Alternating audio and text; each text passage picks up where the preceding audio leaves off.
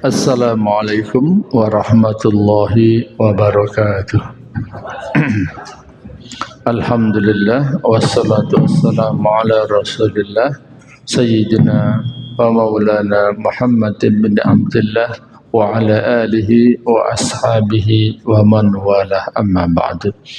Jemaah sekalian, mari kita lanjutkan kajian kita dalam fikih muamalat, fikih yang membahas masalah bisnis, ekonomi dan keuangan, ya. Sebentar.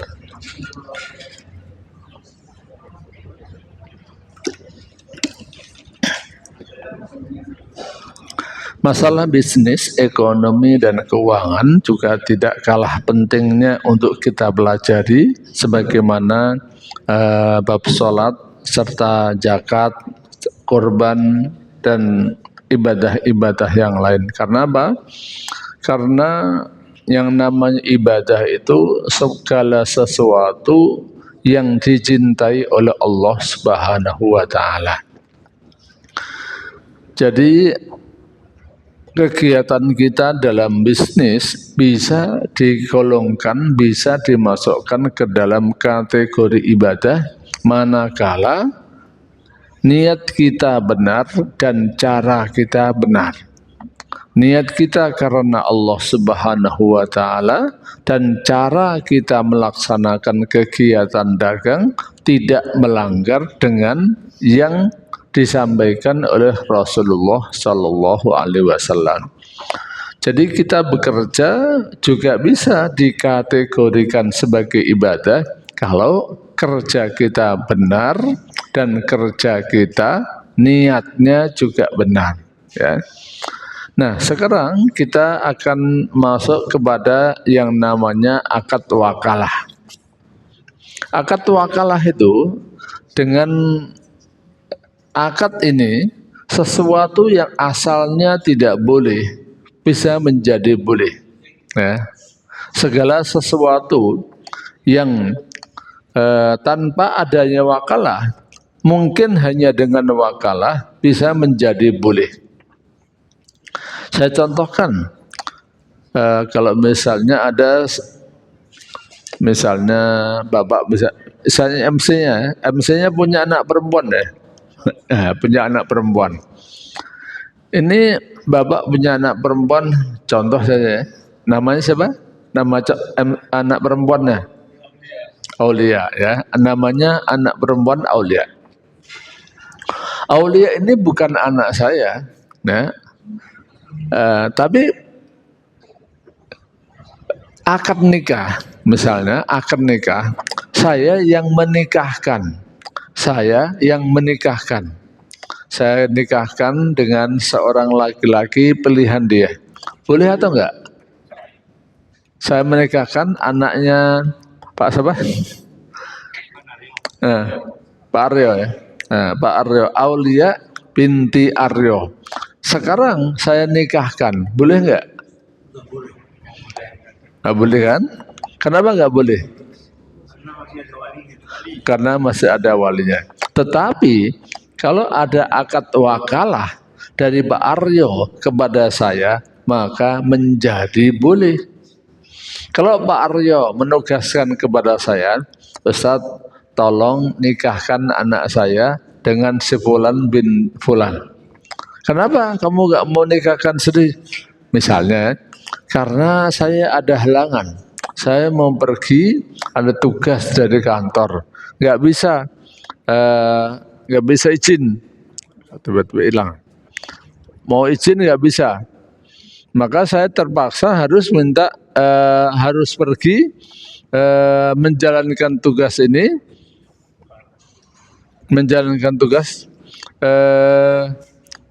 untuk menikahkan anak saya wakilkan, ya, saya wakilkan kepada Ustadz. Maka dengan namanya akad wakalah, saya bisa sah menikahkan Aulia. Nah, ini contoh, ya. Dengan akad wakalah, maka segala sesuatu yang tidak boleh itu bisa menjadi boleh hanya dengan akad wakalah. Apa itu akad wakalah dan bagaimana ketentuannya?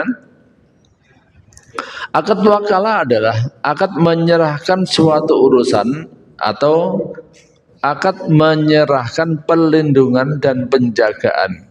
Ya, pelakunya yang mendapatkan tugas untuk menjalankan tugas namanya wakil. Yang memberikan tugas namanya muwakil.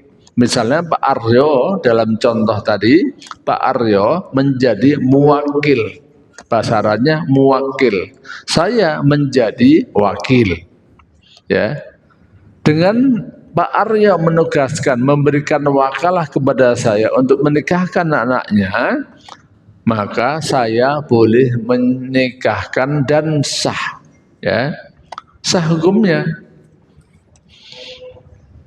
Maka dalam perdagangan banyak sekali biasanya wakalah yang terjadi. Misalnya ketika orang menjadi dropshipper, ya, menjadi dropshipper, itu kan kita menjual barang siapa?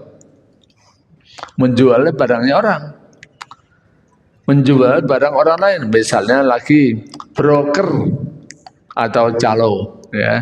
Kalau bahasa kasarnya calo, orang menjual tanah atau menjual mobil yang bukan mobilnya sendiri, boleh nggak? Nah, itu asalnya ya tidak boleh. Mosok saya menjual barang-barang orang lain, ya. Tiba-tiba di kantor ada motor misalnya. Motor saya jual, motornya kantor saya jual. Ya nggak boleh. Ada mobil milik kantor, tiba-tiba saya jual, ini tanpa wakalah, ya, maka nggak boleh. Tapi kalau saya sudah mendapatkan wakalah dari kantor untuk menjualkan motor dan mobil itu menjadi boleh. Begitu pula dengan dropship.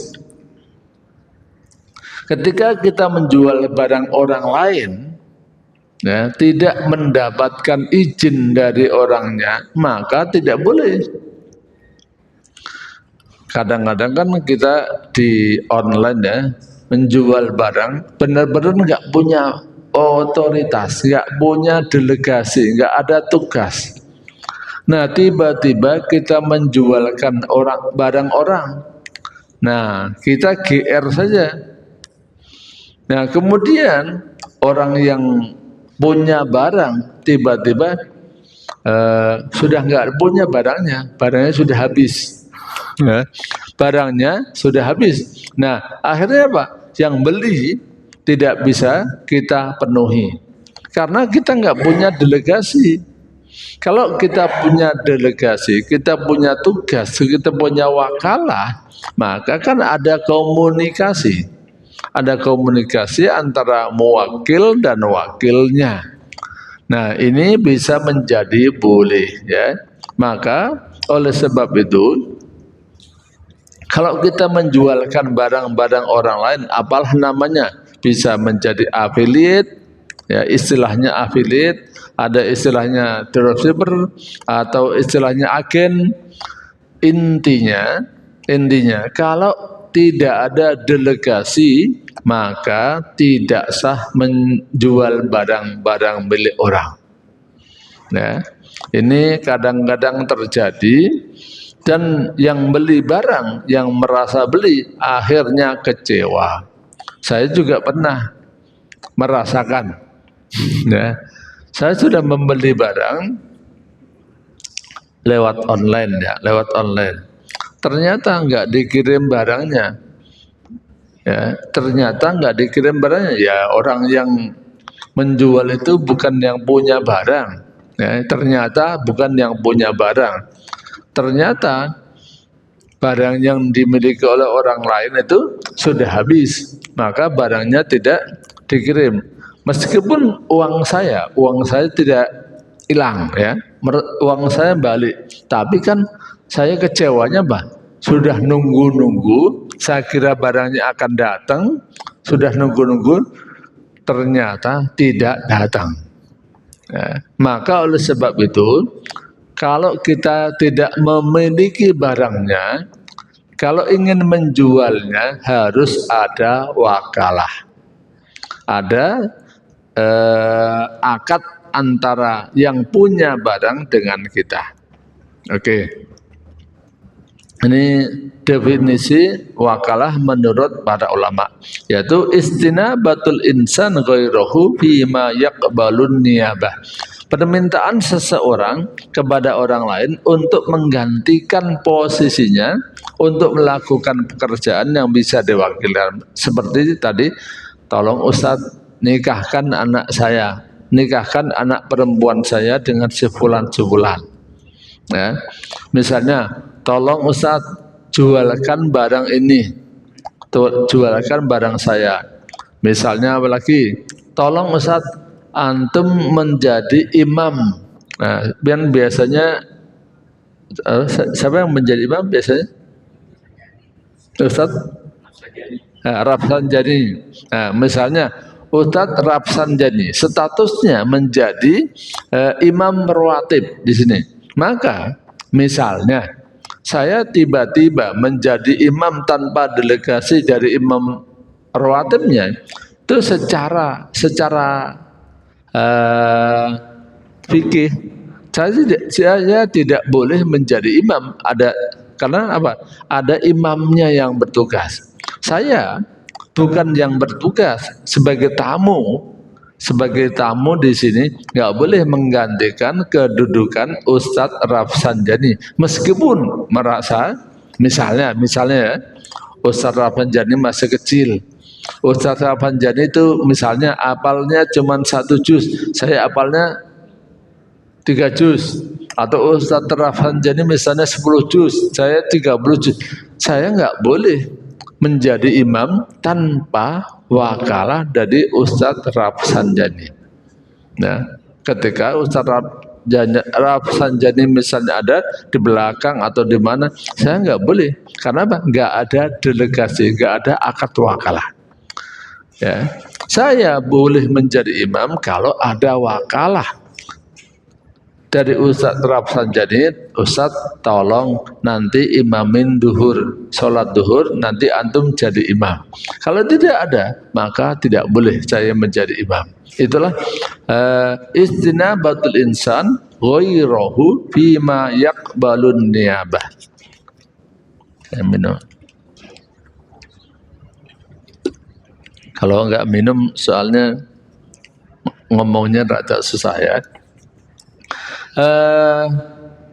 Ulama lain mendefinisikan dengan bahasa yang berbeda sedikit, hiya tahwidu syahsin ma lahu fi'alhu mimma yaqbalun niyabah ila ghairihi liyaf'alahu fi hayati. Penyerahan kepada seseorang untuk melaksanakan sesuatu yang boleh diwakilkan untuk dikerjakan di masa hidupnya. Maksudnya gini, misalnya Pak Aryo dengan saya masih sama-sama hidup. Ustadz tolong nikahkan anak perempuan saya. Ya, kemudian saya laksanakan. Ketika saya masih hidup dan Pak Aryo masih hidup. Tapi kalau Ustadz nanti kalau saya meninggal dunia, tolong nikahkan anak perempuan saya. Itu namanya wasiat. Ya. Jadi kalau wakalah itu harus terjadi ketika kedua-duanya masih hidup. Kedua-duanya masih hidup. Kalau salah satunya sudah meninggal dunia itu nggak bisa. Maka wakalah batal. Misalnya, Ustadz tolong nikahkan anak perempuan saya.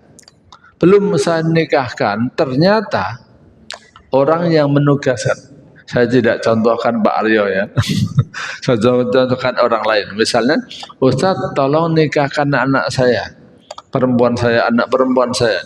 Nah, orang yang menugaskan ternyata sudah meninggal atau orang yang ditugasin ternyata sudah meninggal, maka akad wakalahnya menjadi batal. Nah, kecuali kalau dia mengatakan, nanti kalau saya meninggal dunia, tolong nikahkan anak saya. Ya. Kalau nggak ada tanda-tanda itu, kalau nggak ada kata-kata itu, maka akad wakalah hanya berlaku ketika kedua belah pihak masih sama-sama hidup. Ya, oke. Nah, ada pekerjaan yang bisa diwakilkan. Ada pekerjaan yang tidak bisa diwakilkan. Ini contoh dalam masalah ibadah. Ikrar syahadat. Misalnya bersaksi bahwa Allah itu satu-satunya Tuhan. Salat itu nggak bisa diwakilkan. Ya.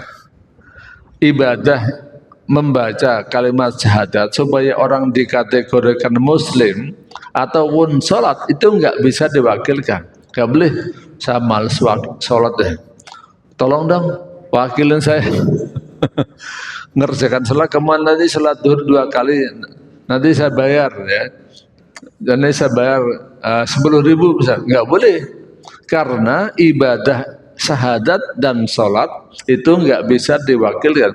Tapi kalau ibadah haji, nah, ibadah haji bisa diwakilkan dengan syarat-syarat tertentu. Ya, kalau ada orang punya duit banyak, tapi misalnya dia sakit, sehingga kalau berangkat haji itu tidak memungkinkan bagi dia, maka dia bisa mewakilkan orang, memberikan wakalah, tolong laksanakan haji untuk saya. Tolong laksanakan haji untuk saya. Itu namanya haji apa? Haji badal. Benar ya. Haji bisa diwakilin. Kemudian saum. Saum bisa diwakilkan atau enggak? Saum. Bisa atau enggak? Enggak bisa. Ya, enggak bisa kalau normal. Kalau keadaan normal enggak bisa. Tapi kalau keadaan yang tidak normal bisa diwakilkan. Nah, ketika orang hutang puasa, kemudian dia meninggal dunia, itu ada 2 pilihan. Pilihan pertama adalah membayar fidyah. Yang kedua adalah ahli warisnya atau anaknya berpuasa menggantikan bapaknya. Itu bisa ya. Itu ada rinciannya. Nah, kalau ini masalah nikah. Pelaksanaan akad nikah bisa diwakilkan. Misalnya pengantin laki-laki tidak bisa hadir dalam acara pernikahan. Pengantin perempuan ada, walinya ada, tapi malah pengantin laki-laki tidak hadir, tidak bisa hadir. Bisa nggak diwakilkan, jemaah sekalian? Saya nikahkan, misalnya perempuan ya, saya nikahkan Aulia dengan anak laki-laki yang bernama si Fulan bin Fulan. Orangnya tidak hadir. Bisa nggak? Bisa nggak? Bukan walinya, walinya ada. Pengantinnya tidak ada. Bisa nggak? Misalnya, bisa. Inilah wakalah. Saya pernah menikahkan seseorang, laki-lakinya yang tidak ada. Laki-lakinya sudah di luar negeri. Tapi acara akad nikah sudah terlanjur disusun. Ada walinya, ada pengantin perempuannya, tapi pengantin laki-lakinya tidak ada. Benar? Ya. Dia sudah belajar ke luar negeri. Masalahnya acaranya sudah terlanjur. Kadang-kadang kan ya di luar rencana ya.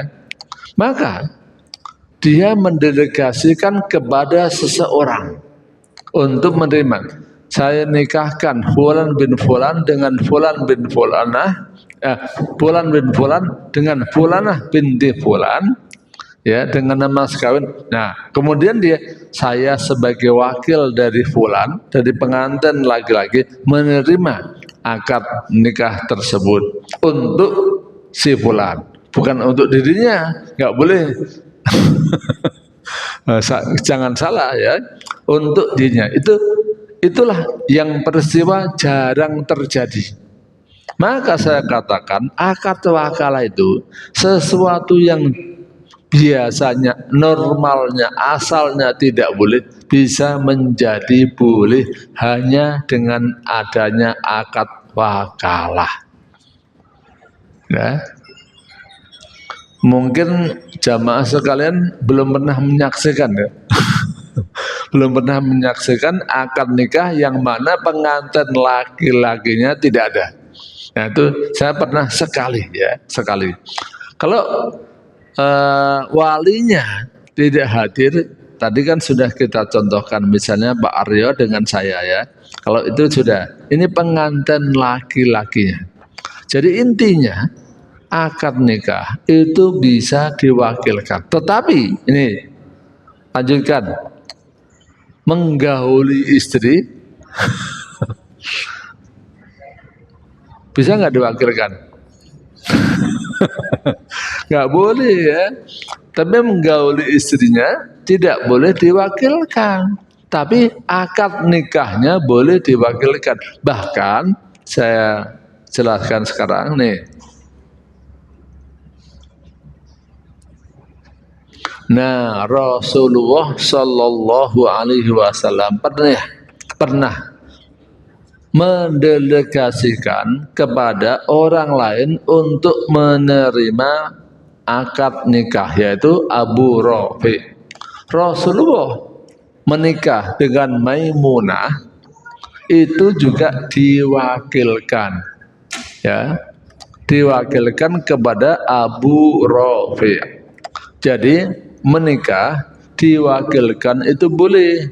Jadi jangan kaget nanti kalau ada pengantin perempuan tidak hadir. Ya, apalagi pengantin perempuan, ada pengantin laki-laki tidak hadir saja boleh. Apalagi pengantin perempuan tidak hadir, nggak apa-apa. Kalau pengantin perempuan memang tidak harus hadir. Ya, pengantin perempuan tidak harus hadir dalam majelis akad. Yang melaksanakan akad kan siapa? Walinya dengan pengantin laki-laki. Dari pengantin perempuan tidak hadir itu tidak apa-apa, tidak masalah. Nah, jadi jangan kagetan. Oke, ini sudah. Sementara saya kasih kesempatan dulu untuk bertanya jawab. Silakan. Nanti akan saya lanjutkan kalau nggak ada. Ada yang bertanya? Barangkali jamaah ada yang ingin bertanya, silakan. Halo? Belum ada? Belum ada. Sekarang saya masuk ke ini, rukun wakalah berarti sesuatu yang harus ada. Dalam wakalah ada 4. Harus ada orang yang mewakilkan, harus ada wakilnya, ada ijab qabul. Ya, ijab qabul antara muwakil dengan wakil. Ijab qabul tidak harus lisan. Boleh digantikan dengan tulisan. Kalau dalam masalah bisnis, jadi misalnya saya mendapat delegasi untuk menjualkan sesuatu, itu cukup dengan surat. Misalnya Bapak memberikan surat kepada saya, nggak harus ketemu ya. Tolong dengan ini saya memberikan surat kuasa Istilah bahasa Indonesia surat kuasa. Saya memberikan kuasa kepada fulan berfulan untuk menjualkan barang. Ya, itu namanya di Indonesia adalah surat kuasa. Berarti boleh dilakukan secara lisan meskipun tidak ketemu. Ya. Nah, kalau online, perdagangan online itu kan kebanyakan tidak ketemu antara pembeli dan penjual. Maka wakalah pun boleh tidak ketemu langsung, tetapi ada perangkat-perangkat yang memverifikasi bahwa ini benar-benar dilakukan atas dua manusia, yang satu menjadi wakil, yang satu menjadi wakil. Artinya jangan sampai ada kebohongan, ternyata ini surat tidak asli, ini wakalah tidak asli, atau ternyata yang menerima wakalah bukan manusia tapi robot. Ya, robot. Maka dalam perdagangan online, apakah Anda manusia? Kan biasanya ada captcha atau ada apa? Kode-kode, intinya yang menjawab itu adalah bukan robot, ya. Artinya ada usaha untuk memverifikasi bahwa akadnya terjadi antara muwakil dengan wakil. Dan ada objek atau perkara yang dikuasakan. Ini adalah rukun wakalah. Kemudian wakalah itu ada dua. Ya, dari segi upah. Ada wakalah yang tanpa upah. Ada wakalah yang dengan upah. Kalau bahasa Arabnya wakalah bila ujroh dan wakalah bil ujroh. Nah, misalnya saya contohkan ya, maaf ya. Biasanya kan yang imamin Ustadz Rafsanjani. Hari ini digantikan oleh siapa namanya? Rafiq, ya, oleh Pak Rafiq. Hari ini Ustadz Rafsanjani tidak bisa menjadi imam, digantikan oleh Pak Rafiq. Apakah ada maaf ya, apakah dapat upah? Mungkin tidak dapat, ya kan, upah. Kan nggak dapat upah kan, ya, itu boleh wakalah tanpa upah, namanya wakalah bila ujroh. Seandainya dengan upah sekalipun, kalau dalam masalah bisnis ya, itu boleh. Misalnya, tolong gantikan saya menjalankan tugas saya, satu hari ini saya mau menjadi MC. Mestinya saya jadi MC-nya, tapi saya nggak bisa jadi MC-nya. Tolong gantikan saya jadi MC. Nanti saya kasih 50.000. Nah, itu wakalah bil ujroh. Ya, wakalah dengan upah juga boleh, wakalah tanpa upah juga boleh. Biasanya kalau urusan-urusan ibadah, wakalahnya tidak ada upah. Kalau urusan-urusan bisnis, maka wakalah ada upahnya. Ya, itu namanya wakalah bil ujroh. Dari sisi jenis wakalah juga dibagi dua. Ada wakalah yang namanya wakalah mutlaqoh, dan satu lagi ada wakalah namanya muqayyadah. Mutlaqoh itu artinya mutlak, tidak ada keterikatan. Misalnya, tolong nikahkan anak perempuan saya dengan laki-laki. Laki-laki yang mana? Terserah, pokoknya nikahkan aja dengan laki-laki yang menurut antum baik. Ini berarti misalnya tadi saya boleh menikahkan anaknya Pak Aryo dengan laki-laki yang mana aja, yang menurut saya baik. Tapi ada kalanya wakalah muqayyadah, tolong nikahkan dengan si fulan yang sudah ditentukan calon pengantinnya, calon pengantin laki-lakinya yang dia akan nikah dengan anak perempuan itu ditentukan, sudah ditentukan. Kalau itu namanya wakalah muqayyadah. Jadi jangan heran ya, kalau ada wakalah kok bebas, itu apa boleh? Boleh. Ada wakalah terikat, boleh. Itu namanya muqayyadah. Nah, dalam penerapan bisnis, misalnya, nah, sekarang yang contoh yang dalam urusan bisnis, misalnya jamaah haji mendaftar ke pemerintah, memberikan uang 25 juta. Nah, ini wakalahnya adalah namanya akadnya adalah wakalah. Jamaah haji mendelegasikan kepada pemerintah, dalam hal ini BPKH, Badan Pengelola Keuangan Haji. Dia memberikan wakalah, tolong uang ini dijaga dan dikelola. Nanti kalau saya sudah waktunya berangkat haji, tolong dibayarkan kepada yang berhak, yang bertugas menerima keuangan haji. Dalam hal ini Kementerian Agama. Nah, selama beberapa tahun mungkin ada keuntungannya, mungkin nggak ada untungnya, mungkin dibelikan saham, mungkin dibelikan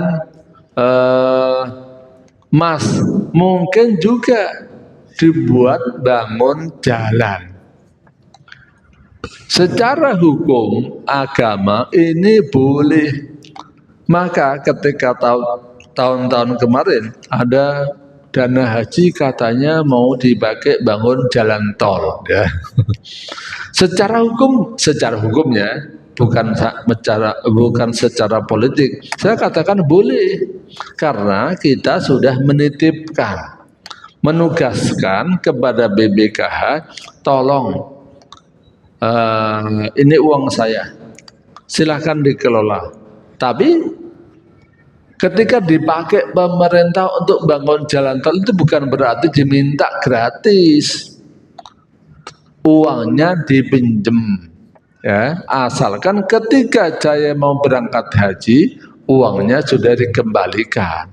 Jadi dulu karena masyarakat tidak tahu asal usulnya, jalan ceritanya, maka heboh ketika dana haji mau dipakai bangun jalan tol misalnya, ketika dana haji mau dipakai bangun bandara misalnya. Secara hukum, ya, secara hukum itu boleh, tapi bukan berarti dipakai artinya dipakai gratis, bukan.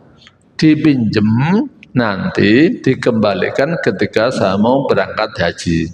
Contoh satu lagi, dalam aplikasi bisnis yang besar, ya, adalah akad antara masyarakat investor dengan manajer investasi, namanya dalam produk reksadana. Nah, Bapak menitipkan uang misalnya kepada saya selaku manajer investasi. Nah, Bapak nitipkan duit 1 miliar, 2 miliar. Nanti duitnya terserah. Pokoknya saya minta tolong duit ini Bapak investasikan. Maka saya sebagai manajer investasi, saya berhak membeli saham dengan uang Bapak, ya. Dan boleh dengan ujroh maupun dengan tanpa ujroh. Biasanya adalah mendapatkan ujroh kalau dalam masalah bisnis. Jadi inilah aplikasi akad wakalah dalam bisnis, ya. Jadi jangan dikira kelihatannya akad sepele aja, tidak bisa digunakan untuk bisnis. Ini bisa digunakan untuk bisnis. Nah, terakhir, kalau just tip, apa tuh namanya? Jasa titip. Nah, ini perlu dicari hukumnya boleh atau enggak. Kalau boleh ngambil untung atau enggak. Ini namanya jasa. Kalau jasa itu mestinya ijaroh. Kalau titipan itu mestinya wadiah. Titipan itu kan kalau ini ada duit, ini tolong belikan oleh-oleh ya. Oleh-olehnya ini di sini bisa mutlaqah, bisa muqayyadah, bisa ditentukan, bisa tidak ditentukan. Nah, itu mestinya titip. Kalau kita pergi ke luar negeri, kemudian kita melihat misalnya cincin yang bagus, kemudian kita umumkan kepada rekanan kita, kawan-kawan kita, siapa yang mau titip. Nah, kemudian kita mengambil untung. Nah, ini yang menurut saya perlu diperjelas. Itu mestinya bukan titip, ya. Mestinya bukan titip. Kalau titipan kan, ya misalnya ya, kita mau sholat, kita titip sendal, kan nggak ada tarif yang diberlakukan. Kalau kita ngasihnya ya buat masjid. Ini titip tapi kok kan rata-rata mengambil untung kan. Mestinya kalau titipan kan tidak mengambil untung, maka harus dicari akad yang jelas dalam justip. Akadnya wakalah atau akadnya ijaroh atau akadnya titipan. Kalau titipan itu mestinya ya mestinya asal usulnya sih nggak bayar ya. Kalau mendelegasikan mestinya uangnya sudah diberikan. Ini katanya titip tapi uangnya belum dikasihkan. Ya, itu berarti bukan titip ya. Nah, jadi yang lebih cocok adalah untuk just tip.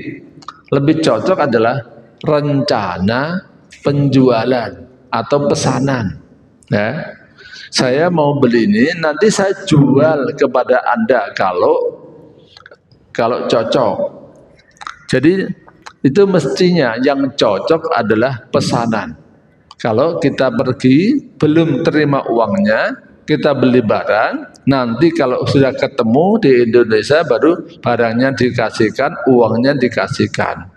Nah, itu rencana jual beli atau salam. Pesan, kalau pesan uangnya harus dibayar dulu, ya, barangnya belakangan. Itu kalau namanya salam atau pesanan. Intinya adalah tolong kalau mau melaksanakan transaksi jual beli itu menggunakan akad yang jelas, ya. Akadnya apa? Nah, boleh nggak kita ngambil untung? Nah, termasuk bahkan panitia korban ya. Panitia korban itu statusnya apa? Wakalah atau penjual sapi. Kadang-kadang mestinya ya kalau panitia korban itu kan menjadi wakil saja. Tapi kadang-kadang panitia mengambil untung sementara tidak diketahui oleh orang yang berkorban dia mengambil untung berapa. Nah, ini akad yang kadang-kadang tidak jelas. Maka kalau akad supaya diperjelas. Akadnya apa? Antara yang berkorban dengan panitia, antara penjual dengan pembeli, antara yang titip dengan yang nitip. Wallahu a'lam bishawab. Ini yang bisa saya jelaskan. Kalau ada pertanyaan, kalau ada yang kurang jelas dari keterangan saya, silakan diajukan pertanyaan, silakan.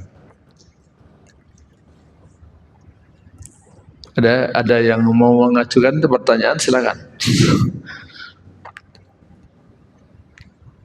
Atau sudah jelas semua?